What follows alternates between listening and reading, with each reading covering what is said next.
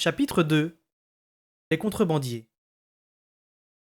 Il n'est guère d'esprit plus libre que les ménestrels itinérants, en tout cas dans les six duchés.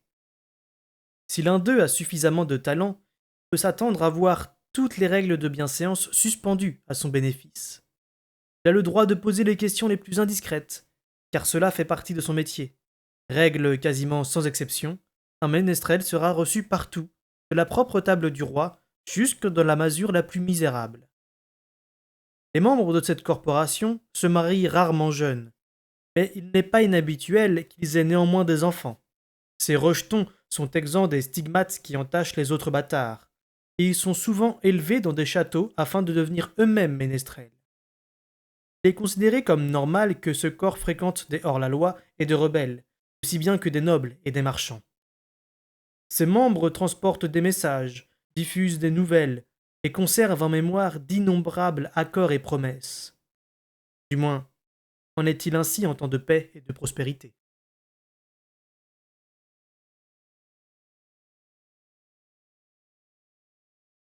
Astérie rentra si tard que, le riche, c'eût été le petit matin. Je m'éveillai à l'instant où elle posa la main sur la clenche, sortit vivement du lit et m'enveloppait dans mon manteau avant de m'allonger sur le plancher.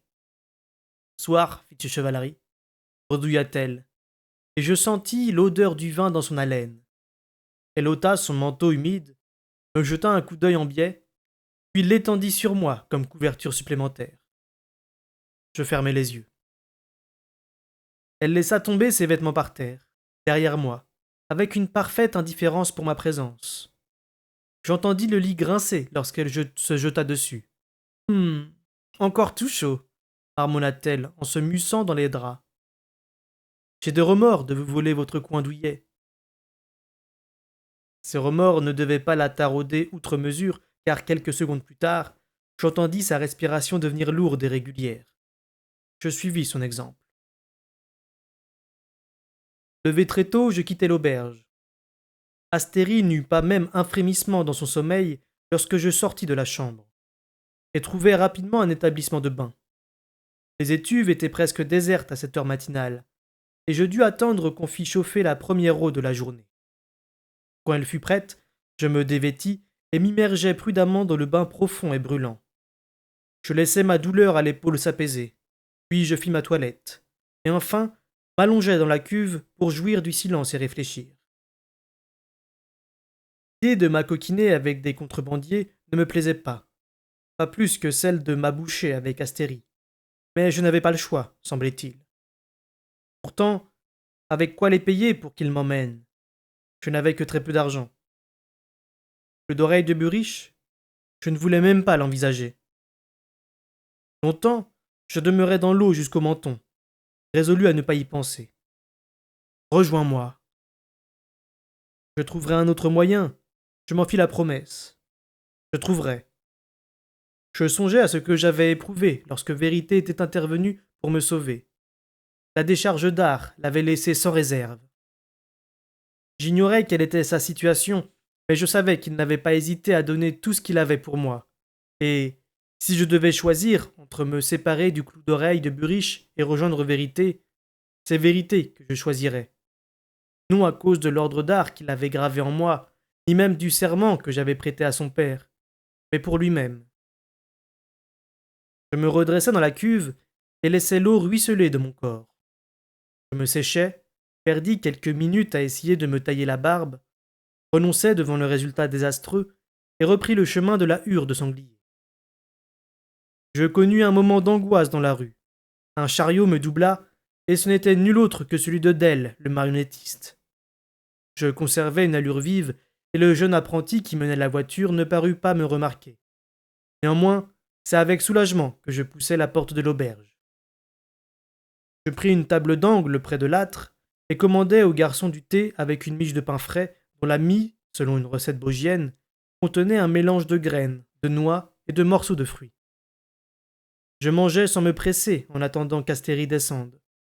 Je ressentais à la fois de l'impatience de me mettre en quête des contrebandiers et de la répugnance à m'en remettre si totalement à la ménestrelle.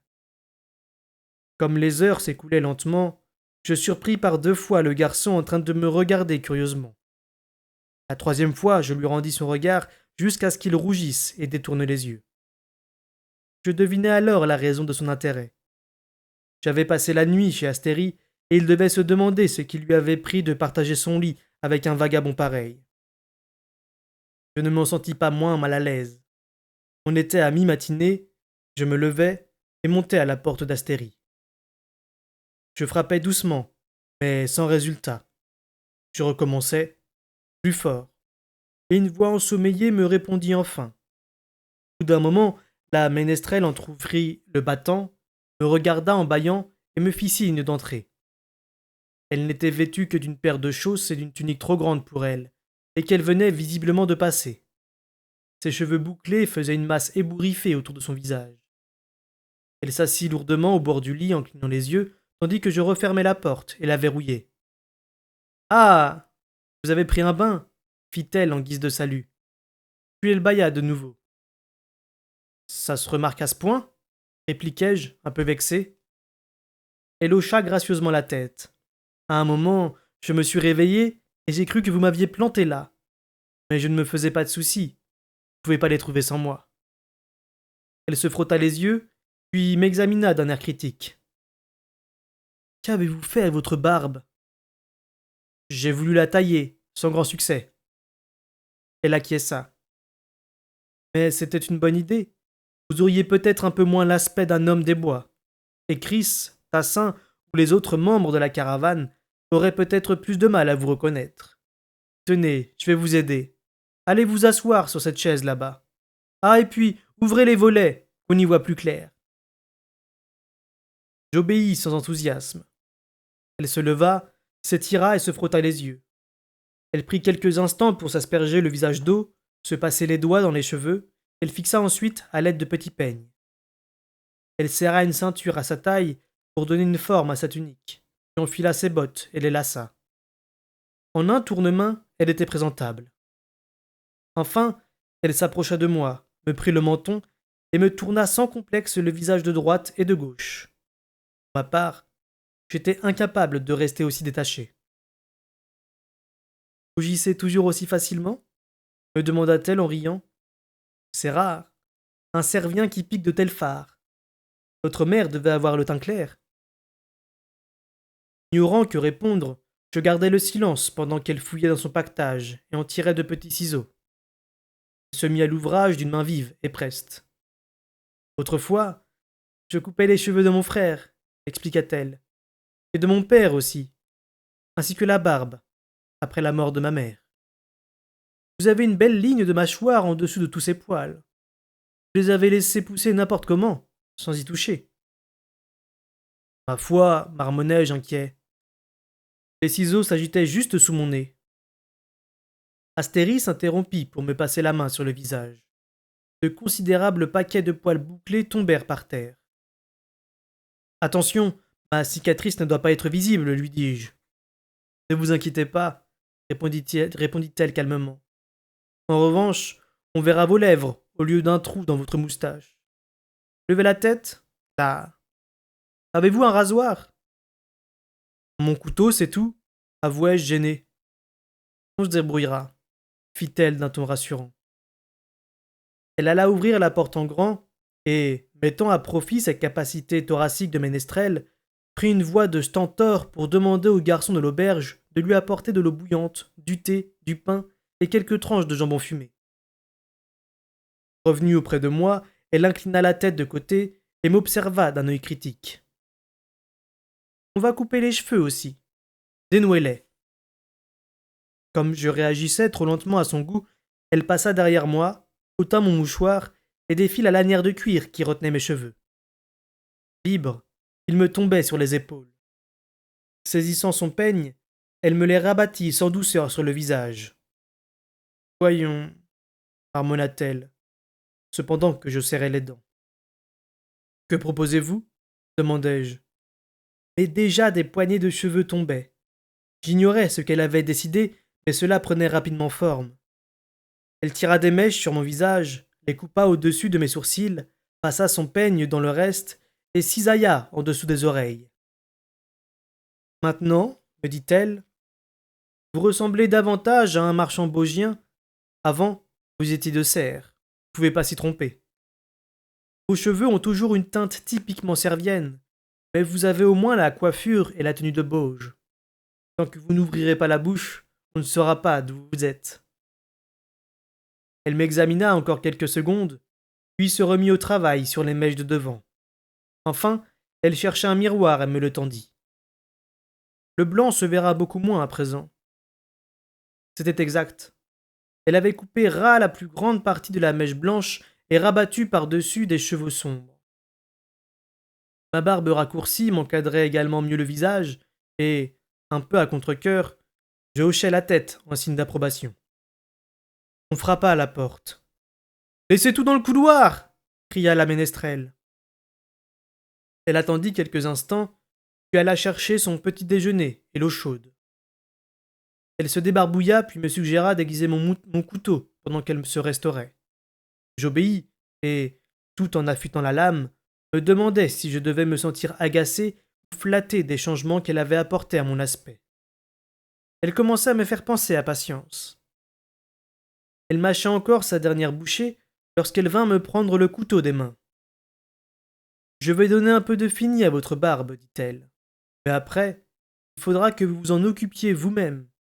Je ne vais pas vous raser tous les jours. Maintenant, humectez-vous bien le visage. C'est avec une inquiétude certaine que je la vis brandir le couteau, surtout sachant qu'elle allait œuvrer près de ma gorge. Mais quand elle eut fini et que j'approchai le miroir, je restais stupéfait des modifications à opérer. Ma barbe était nette, circonscrite à mon menton et mes joues. Les cheveux coupés droit au-dessus de mon front faisaient paraître mes yeux plus enfoncés. Ma cicatrice à la joue demeurait visible, mais elle suivait la ligne de ma moustache, ce qui la rendait moins apparente. Je me passai la main sur la barbe, heureux de la sentir moins épaisse sous mes doigts. Eh bien, quel changement exclamai-je. Quelle amélioration, surtout rétorqua-t-elle. Ça m'étonnerait que Chris ou Tassin vous reconnaissent maintenant. Bon, débarrassons-nous de ça. Elle rassembla les cheveux sur le plancher, ouvrit la fenêtre et les jeta au vent. Puis elle referma le battant et s'épousta les mains. Merci, dis-je, embarrassé. De rien, répondit-elle. Elle jeta un coup d'œil sur la chambre et poussa un petit soupir. Ce lit va me manquer, fit-elle. Puis elle se mit à faire son pactage avec une vive efficacité. Elle surprit mon regard admiratif et sourit. Quand on est ménestrel itinérante, on apprend à faire ce genre de choses vite et bien. Elle fourra les dernières affaires dans son sac, puis resserra le lassage et jeta le pactage sur son épaule. Allez m'attendre en bas de l'escalier de service, m'ordonna-t-elle, pendant que je règle ma note. J'obéis, mais je dus patienter nettement plus longtemps que je ne l'avais prévu dans le vent froid. Enfin elle sortit, les joues roses, prête à affronter la journée. Elle s'étira comme un chaton. Par ici, dit-elle. Je pensais devoir raccourcir mes enjambées pour lui permettre de me suivre, mais elle soutint mon allure sans difficulté. Elle me jeta un regard en biais tandis que nous quittions le quartier commerçant de la ville et prenions la direction du nord. Vous avez changé, déclara-t-elle. Ce n'est pas seulement la coupe de cheveux. Vous avez pris une décision. En effet, acquiesçai-je. Tant mieux, dit-elle avec chaleur, en prenant mon bras d'un geste amical. J'espère que c'est celle de me faire confiance. Je la regardai sans répondre. Elle éclata de rire, mais ne me lâcha pas le bras pour autant. Les passages couverts en bois du secteur marchand de Lac Bleu s'interrompirent bientôt et nous passâmes dans les rues pavées devant des maisons serrées les unes contre les autres, comme si elles cherchaient à se protéger du froid. Le vent était comme une main glacée qui s'efforçait sans cesse de nous repousser. Le pavage laissa bientôt la place de la terre battue, et nous nous retrouvâmes sur une route qui circulait entre de petites fermes. Elle était creusée d'ornières et boueuse de la pluie des derniers jours. Au moins, il faisait beau aujourd'hui, même si le vent violent était froid. C'est encore loin demandai-je enfin. Je ne sais pas trop. Je suis les indications qu'on m'a données. Faites-moi signe si vous voyez 3 rochers entassés au bord de la route. Que savez-vous réellement de ces contrebandiers? Fis-je d'un ton qui n'admettait pas de dérobade. Elle haussa les épaules d'un air un peu trop désinvolte. Je sais qu'ils s'y rendent dans les montagnes, alors que personne d'autre n'y va. Et aussi qu'ils amènent les pèlerins. Les pèlerins? Appelez-les comme vous voudrez. Ils vont faire leur dévotion au sanctuaire d'Eda du royaume des montagnes. Ils avaient payé pour la traverser sur une gabarre plus tôt dans l'été, mais les gardes royaux ont réquisitionné toutes les embarcations et fermé les accès aux montagnes. Depuis lors, les pèlerins sont bloqués à Lac Bleu. Ils cherchent un moyen de poursuivre leur voyage. Nous parvînmes aux Trois Rochers. Il marquait le début d'une piste envahie d'herbe qui traversait une pâture parsemée de cailloux et de ronciers, et entourée d'une barrière faite de poteaux et de pierres dressées. Quelques chevaux y paissaient d'un air accablé. J'observais avec intérêt qu'ils étaient de race montagnarde, rablés, et que leur pelage d'hiver commençait à pousser par plaques. Une petite maison se dressait très à l'écart de la route. Construite en pierre et mortier, elle avait un toit couvert de gazon, tout comme les latrines édifiées sur l'arrière. Un mince filet de fumée rapidement dispersé par le vent s'échappait de la cheminée. Assis sur la barrière, un homme taillait un morceau de bois. Il leva les yeux, nous examina, et jugea sans doute que nous ne présentions pas de danger, car il ne nous interpella pas comme nous passa devant lui en direction de la porte de la chaumière. Dans la cour, de gros pigeons roucoulaient en se dandinant dans un colombier. Astérie frappa à la porte, mais c'est un homme qui passait l'angle de la maison qui lui répondit. Châtain, cheveux épais et les yeux bleus, il était vêtu comme un fermier. Il portait un seau plein à ras-bord de lait fraîchement tiré. Qu'est-ce que vous cherchez? Me demanda-t-il en guise de salut. Nick, répondit Astérie. Je connais pas Nick. L'homme ouvrit la porte et entra. Sans gêne, Astérie le suivit, et je lui emboîtai le pas avec moins d'assurance. J'avais mon épée au côté, je rapprochai la main de la garde, mais sans la toucher. Je ne tenais à provoquer personne. Dans la chaumière, un feu de bois flottait, flambait dans l'âtre. Seule une partie de la fumée trouvait une issue dans le conduit de la cheminée. Un enfant, avec un chevreau tacheté, était assis sur un tas de paille dans un angle. Il nous dévisagea de ses yeux bleus, écarquillés, mais ne dit rien. Des jambons et des flèches de lard fumé pendaient bas des poutres.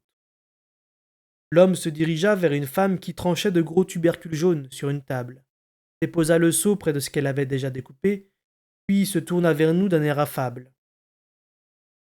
Vous avez dû vous tromper de maison. Essayez plus bas sur la route. Pas la prochaine maison, c'est chez Pelf, mais plus loin peut-être. Merci beaucoup. Nous allons suivre votre conseil. Astérie sourit à la cantonade et retourna à la porte. Vous venez, Tom? Me demanda-t-elle. Je saluai les fermiers d'un signe de tête et suivis la ménestrelle. Quittâmes la chaumière et remontâmes le chemin. Quand nous fûmes assez loin, je demandai. Et maintenant? Je ne sais pas exactement. D'après la conversation que j'ai surprise, je crois qu'il faut aller chez Pelf et demander Nick. D'après la conversation que vous avez surprise? Vous ne croyez tout de même pas que je connaissais personnellement ces contrebandiers? J'étais au bain public et deux femmes parlaient entre elles des pèlerins qui voulaient aller dans les montagnes. L'une disait que c'était peut-être leur dernière occasion de prendre un bain avant quelque temps, et l'autre a répondu qu'elle s'en fichait du moment qu'elle quittait enfin Lac Bleu. Et la première a indiqué à la seconde où devait avoir lieu le rendez-vous avec le contrebandier. Je me tus, mais mon expression dut être éloquente, car Astérie s'exclama d'un ton outré. Avez-vous une meilleure idée? Au moins, nous aboutirons peut-être à quelque chose. Risquons surtout d'aboutir à nous faire trancher la gorge. Eh bien, retournez en ville, voir si vous trouvez mieux. Dans ce cas, à mon avis, l'homme qui nous suit nous prendrait pour des espions. Il ne se contenterait plus de nous suivre. Poussons jusqu'à chez Pelf et voyons ce que ça donne. Non, ne vous retournez pas. Nous rejoignîmes la route et nous dirigeâmes vers la ferme suivante. Le vent avait forci et sentait la neige. Si nous ne nous mettions pas bientôt la main sur Nick, le trajet de retour en ville allait être long et froid. Autrefois, l'exploitation avait manifestement été bien entretenue. L'allée était bordée de bouleaux blancs, mais ce n'était plus que de fragiles épouvantails, aux branches dénudées dont l'écorce s'arrachait au vent. Quelques survivants pleuraient des feuilles d'or. Des barrières avaient clôturé de grands champs et de vastes pâturages, mais les animaux en avaient depuis longtemps disparu. Les champs, envahis d'herbes, n'étaient plus cultivés. Les pâtures chardonneuses étaient à l'abandon. Qu'est-il arrivé à cette région? Demandai-je alors que nous longions ce paysage de désolation. Plusieurs années de sécheresse, suivies d'un été d'incendie. Loin au-delà de ces fermes, les zones qui bordent le fleuve étaient couvertes de forêts, de chênes et de paccages. Là où nous sommes, c'étaient des exploitations laitières.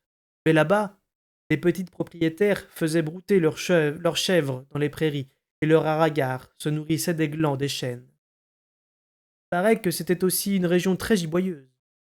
Et puis, un jour, les incendies se sont déclenchés.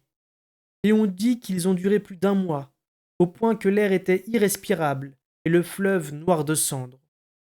Le feu a détruit non seulement les forêts et les pâtures, mais aussi les champs et les maisons touchées par les braises volantes. Après plusieurs années sans pluie, le fleuve n'était plus qu'un ruisselet et les incendies se sont étendus partout. Ensuite, la sécheresse a repris, et les vents transportaient désormais autant de poussière que de cendres, qui ont obstrué les petits cours d'eau. Enfin, la pluie s'est mise à tomber en automne, et toute l'eau que les gens appelaient de leur vœu s'est abattue sur le pays en une seule saison, à torrents. Quand les crues ont baissé, ma foi, voyez vous-même ce qui restait, un sol caillouteux, entièrement lessivé. Je me rappelle avoir entendu parler de tels événements.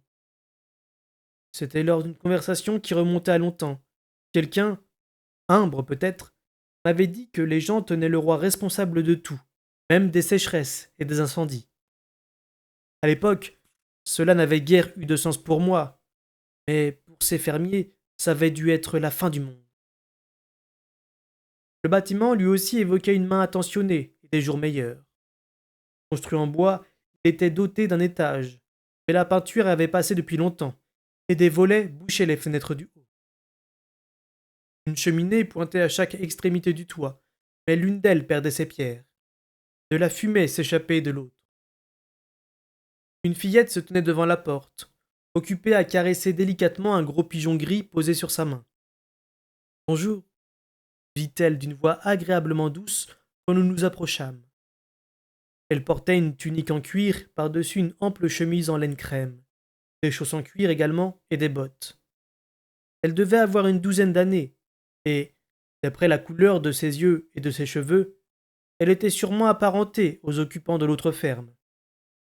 Bonjour, répondit Astérie. Nous cherchons Nick. La fillette secoua la tête. Vous êtes trompé de maison? Il n'y a pas de Nick ici. Vous êtes chez Pelf. Vous devriez peut-être voir plus loin. Elle nous sourit, l'air seulement intrigué. Astérie me lança un coup d'œil indécis, et je lui pris le bras. On a du mal nous renseigner. Venez, rentrons en ville. Demanderons de nouvelles précisions. À ce moment-là, je ne cherchais qu'à nous tirer d'embarras. Mais, fit-elle démontée, j'eus une inspiration subite. Chut! On nous a prévenu qu'il ne faut pas plaisanter avec ces gens-là. L'oiseau a dû s'égarer, ou un faucon l'attaquer. Nous n'avons plus rien à faire ici. Un oiseau? Pépia soudain la fillette. Un pigeon, c'est tout. Bonne journée. Je mis le bras sur les épaules de la ménestrelle et l'obligeai à faire demi-tour. Pardonnez-nous de vous avoir dérangé. Et à qui ce pigeon? Je la regardai un instant dans les yeux. Un ami de Nick, mais ce n'est pas grave. Venez, Astérie. Attendez! S'exclama l'enfant. Mon frère est à l'intérieur, il connaît peut-être ce Nick. Je ne voudrais pas le déranger. Ne vous en faites pas! L'oiseau posé sur sa main battit des ailes alors qu'elle montrait la porte du doigt. Entrez un moment vous réchauffer. C'est vrai qu'il fait froid, reconnus-je. Je me tournai pour regarder l'homme au bout de bois qui sortait de l'allée de bouleau. Peut-être pourrions-nous tous entrer. Peut-être. La fillette sourit largement en voyant l'air déconfit de celui qui croyait nous suivre discrètement.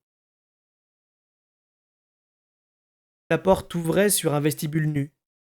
La belle marqueterie du battant était raflée et n'avait pas été huilée depuis bien longtemps. Des zones pâles au mur indiquaient l'emplacement de tableaux, de tapisseries disparues. Un simple escalier de bois menait à l'étage. La seule lumière était celle que laissaient passer les vitres épaisses. Au moins, on ne sentait plus le vent, mais il ne faisait guère plus chaud dedans que dehors. Attendez ici, nous dit la fillette en pénétrant dans une pièce sur notre droite et en refermant la porte derrière elle. Astérie se tenait un peu trop près de moi pour mon goût. Le tailleur de bout de bois nous observait d'un œil inexpressif. La ménestrelle prit une inspiration. Chut, lui soufflai-je, avant qu'elle pût prononcer un mot. Elle obéit et s'accrocha à mon bras. Je fis semblant de rajuster ma botte et, en me redressant, je me tournai et fis passer la jeune femme sur ma gauche. Elle me saisit aussitôt le bras de ce côté-là. Une éternité parut s'écouler avant que la porte se rouvre sur un homme de grande taille, aux cheveux châtains et aux yeux bleus. Comme la fillette, il portait des vêtements de cuir et un très long poignard pendait à sa ceinture. L'enfant le suivait, l'air de mauvaise humeur. Il l'avait donc réprimandé. Il nous regarda, la mine renfrognée, puis d'un ton amène. Qu'est-ce que vous voulez? C'est une erreur, messire, dis-je. Nous cherchions un certain Nick, et nous nous sommes manifestement trompés de maison. Veuillez nous excuser. Un de mes amis, un cousin nommé Nick, fit-il à contre-cœur. Je pourrais peut-être lui faire dire que vous êtes là. Je serrai la main d'Astérie pour lui imposer le silence. Non, non, nous ne voulons pas vous déranger, à moins que vous n'ayez la bonté de nous apprendre où trouver le Nick lui-même. Je pourrais prendre un message, posa-t-il encore. Mais ce n'était pas une offre de service. Je me grattai la barbe en prenant l'air pensif. J'ai un ami dont le cousin souhaite faire passer quelque chose de l'autre côté de la rivière. On lui a rapporté que Nick connaissait peut-être quelqu'un qui pourrait s'en occuper. Mon ami a promis à son cousin qu'il enverrait un oiseau prévenir Nick de notre venue, contre une somme convenue, naturellement. Vous voyez, c'est une affaire sans grande importance. L'homme hocha lentement la tête. J'ai entendu parler de gens dans le coin qui font ce que vous dites. C'est un travail dangereux, et interdit en plus. Ils y laisseraient la tête si les gardes royaux les surprenaient. Certainement, acquiesçai-je, mais je ne pense pas que le cousin de mon ami ferait affaire avec des gens qui se laissent attraper. C'est pourquoi il désirait parler à Nick. Et qui vous a envoyé ici chercher ce Nick? Je ne sais plus, repartis-je sans frémir. J'oublie les noms très facilement, je regrette. Ah ouais? Fit l'homme en m'examinant d'un air calculateur. Il adressa un coup d'œil accompagné d'un petit hochement de tête à sa sœur. Puis-je vous offrir la goutte? Demanda-t-il en indiquant la pièce d'où il était sorti. Avec le plus grand plaisir, répondis-je. Je parvins à décrocher Astérie de mon bras en suivant l'homme. Comme la porte se refermait derrière nous, la ménestrelle poussa un soupir de soulagement en sentant la douce chaleur qui régnait dans la pièce. Celle-ci était aussi opulente que l'autre était nue. Le plancher était recouvert de tapis, les murs décorés de tapisseries. La lumière provenait d'un chandelier garni de bougies blanches et posé sur une lourde table de chêne. Et d'un âtre énorme où flamboyait un feu devant un demi-cercle de fauteuils d'apparence confortable. L'homme nous y conduisit en s'emparant au passage d'une carafe d'eau-de-vie sur la table. Va nous chercher des timbales, ordonna-t-il à la fillette d'un ton péremptoire. Il devait avoir dans les 25 ans. Les grands frères ne font pas les héros les plus affectueux. L'enfant tendit son pigeon à l'homme au bout de bois, à qui elle fit signe de sortir avant d'aller quérir les objets demandés. Alors, que disiez-vous? Fit notre interlocuteur quand nous fûmes installés devant le feu. C'était vous qui parliez, répondis-je d'un ton affable. Il se tut en attendant que sa sœur eût fini de distribuer les timbales. Il les remplit, et nous les levâmes tous les quatre ensemble. Au roi royal, dit-il. À mon roi, fis-je courtoisement avant de boire. C'était une eau-de-vie de qualité, que Buriche aurait appréciée. Le roi aimerait voir des gens comme notre ami Nick, au bout d'une corde, déclara l'homme. Tout dans son cirque.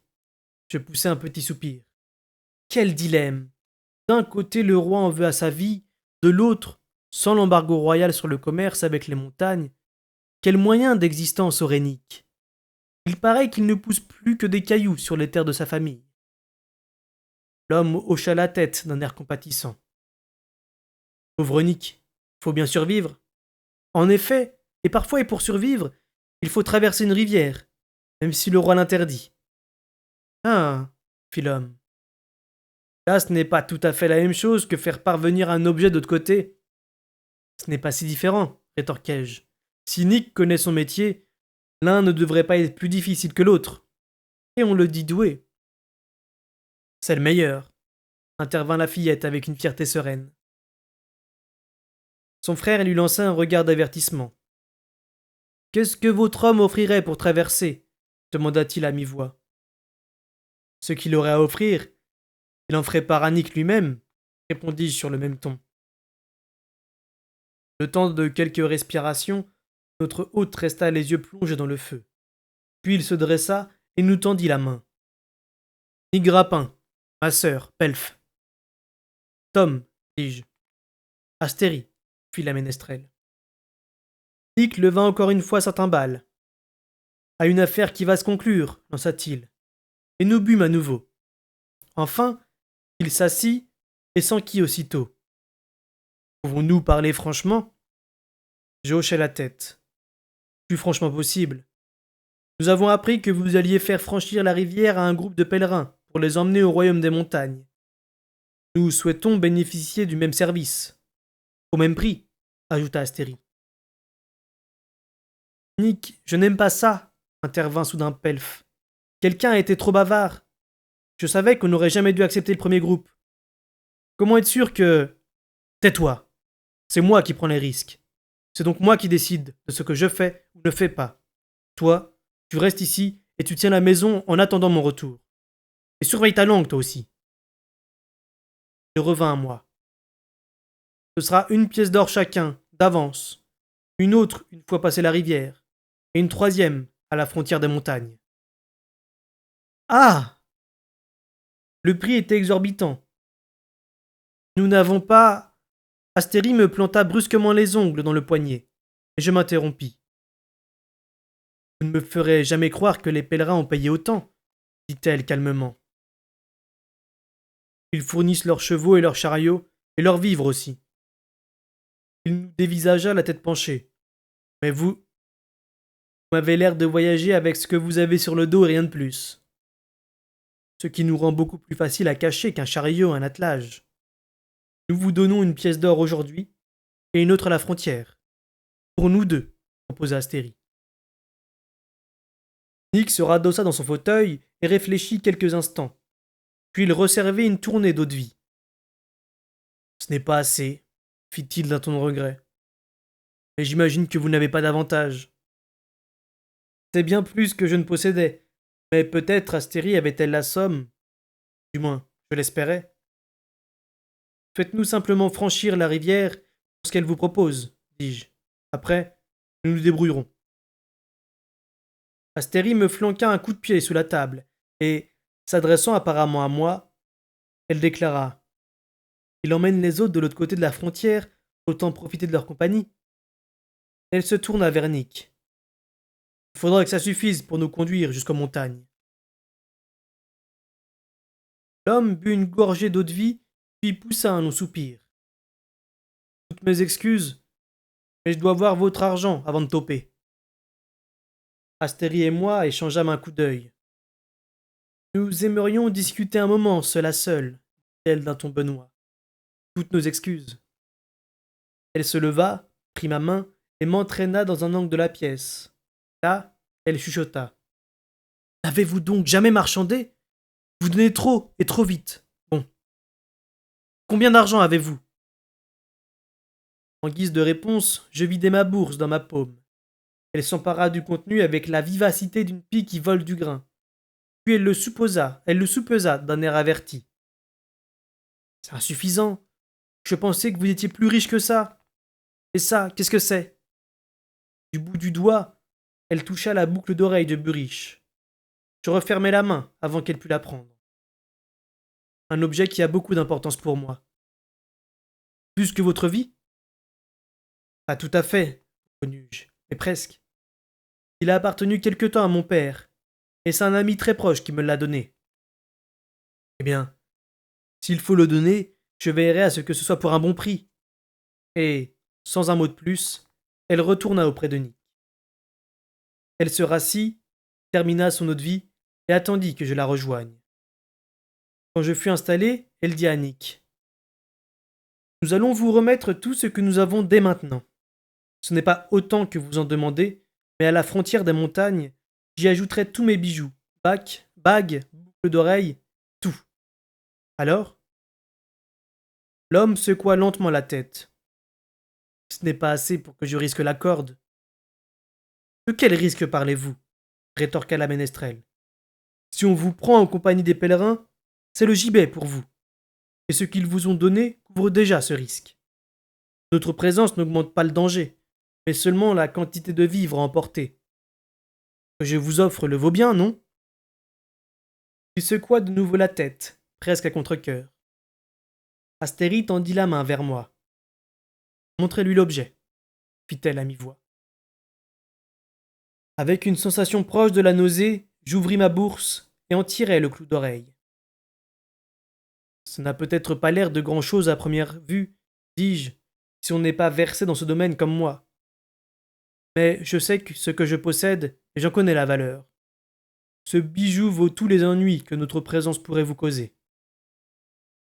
Je montrai au passeur le clou d'oreille au creux de ma main, avec le saphir enfermé dans sa résille d'argent. Puis je le pris par la tige et l'approchai de la lumière dansante des flammes. Sa valeur ne tient pas seulement à la pierre ni au métal, mais à la facture. Voyez la souplesse de la résille d'argent, la finesse des maillons. Astérie toucha l'objet du bout de l'index. Il a appartenu autrefois au roi servant chevalerie, ajouta-t-elle avec respect. Les espèces s'écoulent plus facilement, observa Nick. Je haussai les épaules. Si on ne s'intéresse qu'à l'argent, c'est exact. Mais on peut trouver parfois du plaisir à posséder un objet, un plaisir supérieur à celui du poids des pièces dans une poche. Cependant, une fois que celui-ci vous appartiendra, vous pourrez le changer contre bon argent, si vous le souhaitez. Si je devais m'en charger aujourd'hui, pressé par le temps, je n'en tirerais qu'une fraction de sa valeur. Mais un homme qui aurait vos relations et le temps de marchander pourrait en obtenir 4 pièces d'or, au bas mot. Maintenant, si vous préférez, je peux retourner en ville avec ce bijou et... Une lueur de convoitise s'était allumée dans les yeux de l'homme. Je le prends. De l'autre côté de la rivière, répondis-je. Je fixai le clou au lobe de mon oreille. Ainsi, Nick le verrait chaque fois qu'il me regarderait. Je décidai de donner un tour officiel à la transaction. Vous nous conduisez tous les deux sains et saufs sur l'autre rive de la rivière, et, une fois que nous sommes arrivés, la boucle d'oreille est à vous. Comme seul paiement, intervint Astérie. Mais nous vous laissons tout notre argent jusque-là, à titre de garantie. C'est d'accord, topez là. Fit Nick, et nous échangeâmes une poignée de main. Quand partons-nous? Demandai-je. Quand le temps le permettra, répondit-il. Demain, ce serait mieux. Il se leva lentement. Demain? Eh bien, demain, si le temps le permet, nous partirons. Et maintenant, je dois m'occuper de quelques bricoles. Vous voudrez bien m'excuser. Je vous laisse au bon soin de Pelf. Je pensais que nous rentrerions en ville pour la nuit, mais Astérie fit affaire avec la fillette, ses chansons contre un repas et une chambre. Un peu inquiet de dormir chez des inconnus, je réfléchis néanmoins et conclus que cela présentait moins de risques que retourner à Lac-Bleu. Si le repas que prépara Pelf n'était pas aussi fin que celui que nous avions savouré à l'auberge, il valait tout de même infiniment mieux qu'une soupe aux oignons et aux pommes de terre. Nous eûmes droit à d'épaisses tranches de jambon frit accompagnées de compotes de pommes et à un gâteau épicé fourré de fruits et de graines. Pelf nous apporta de la bière et, se joignant à nous, nous entretint de sujets généraux. Après le souper, Astérie chanta quelques chansons pour la fillette, tandis que mes paupières se fermaient irrésistiblement. Je finis par demander qu'on me conduisît à la chambre, sur quoi la ménestrelle se déclara elle aussi fatiguée. Pelf nous guida jusqu'à une pièce située au-dessus du salon ornementé de niques. Autrefois accueillante, la chambre ne servait sans doute plus régulièrement depuis des années.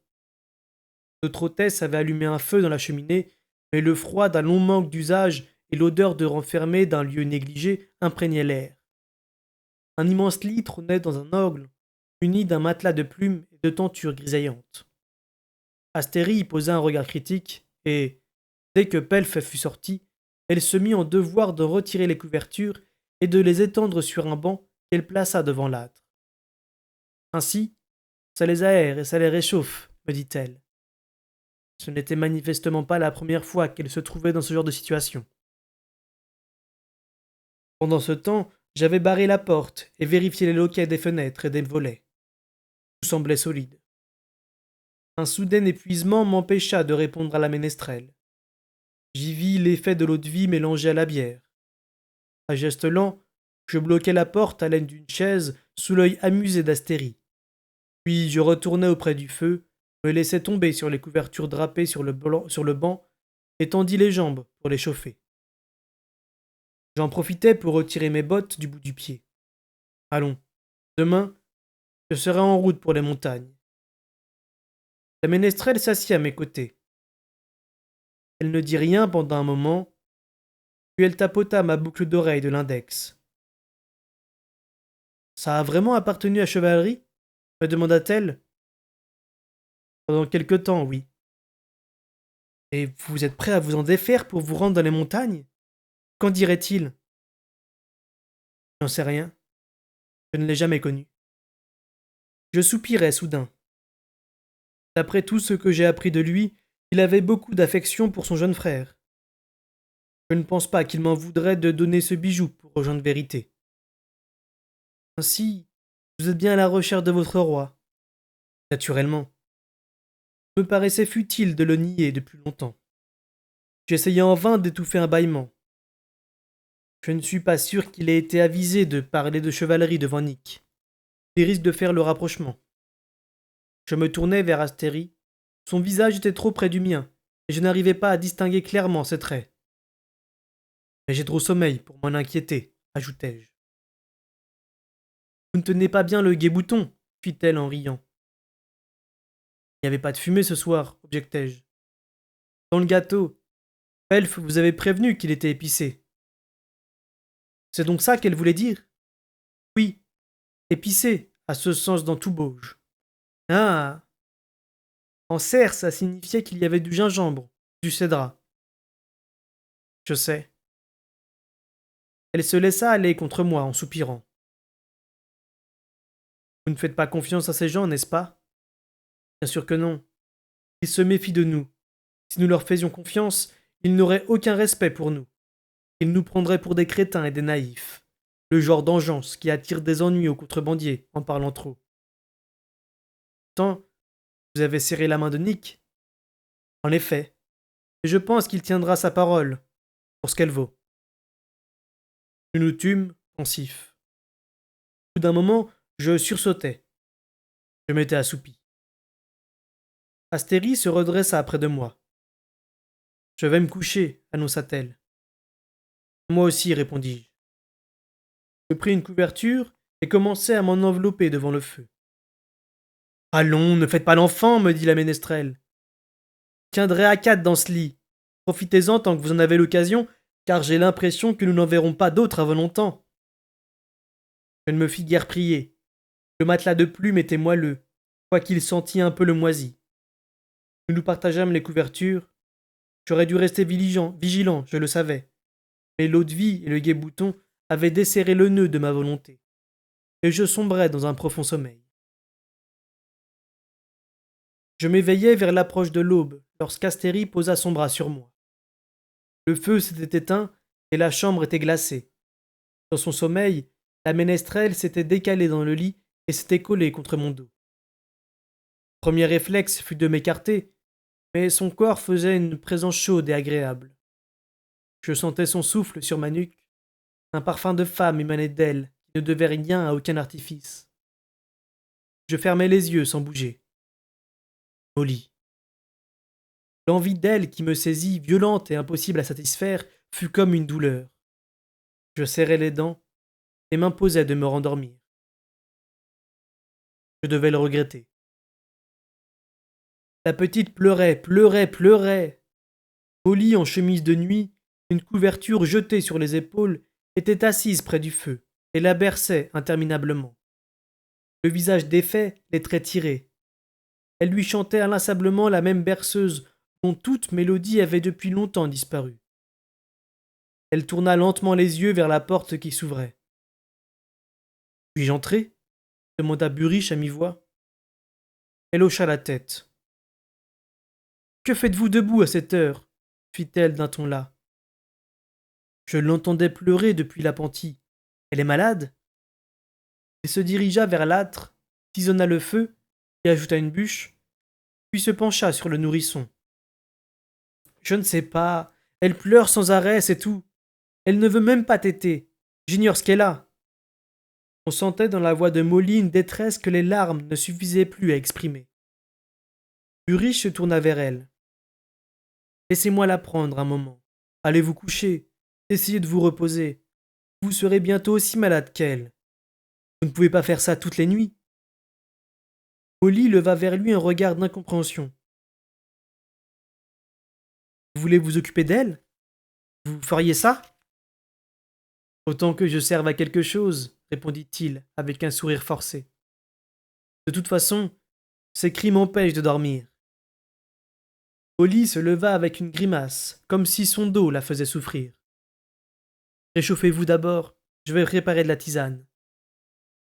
Il lui prit l'enfant des bras. Non. Allez vous coucher. Inutile que nous restions tous éveillés. Molly paraissait avoir du mal à comprendre la situation. Vous ne m'en voudrez vraiment pas si je retourne dormir? Non, allez-y, je me débrouillerai. Allons, au lit. Il rajusta la couverture sur les épaules de Molly, puis serra la petite contre la sienne. Elle paraissait minuscule dans ses grands mains tannées. Molly traversa la pièce à pas lents, puis elle se retourna vers Buriche. Mais il regardait le nourrisson. Chut, disait-il. Allons, chut. Molly se mit au lit à geste maladroit et tira les couvertures sur elle. Buriche resta debout devant le feu, avec un doux mouvement d'oscillation de tout le corps, et tapota lentement le dos du bébé. Buriche fit Molly à mi-voix. Oui, répondit-il sans se retourner. C'est ridicule que vous dormiez dans l'appentis par ce temps. Vous devriez vous installer ici pour l'hiver. Vous pourriez dormir devant la cheminée. Ah bah, il fait pas si froid. C'est une question d'habitude, vous savez. Il y eut un bref silence. Buriche, je me sentirais plus rassuré si je vous savais près de moi. Molly parlait d'une toute petite voix. Ah, eh bien, je vais déménager, si vous y tenez. Mais vous n'avez rien à craindre cette nuit. Dormez maintenant, toutes les deux. Il pencha la tête et je vis ses lèvres effleurer le sommet du crâne de la petite. Très bas, il se mit à chanter. J'essayais de distinguer les paroles, mais il avait la voix trop grave. Je ne reconnus pas non plus la langue qu'il employait, mais les pleurs du bébé se firent plus hésitants. Il se mit à marcher lentement dans la pièce, d'avant en arrière devant le feu. Par les yeux de Molly, je l'observais jusqu'à ce qu'elle aussi s'endorme à la mélodie apaisante de Buriche. Mon seul rêve après cela me montra un loup solitaire qui courait infatigablement. Il était aussi seul que moi.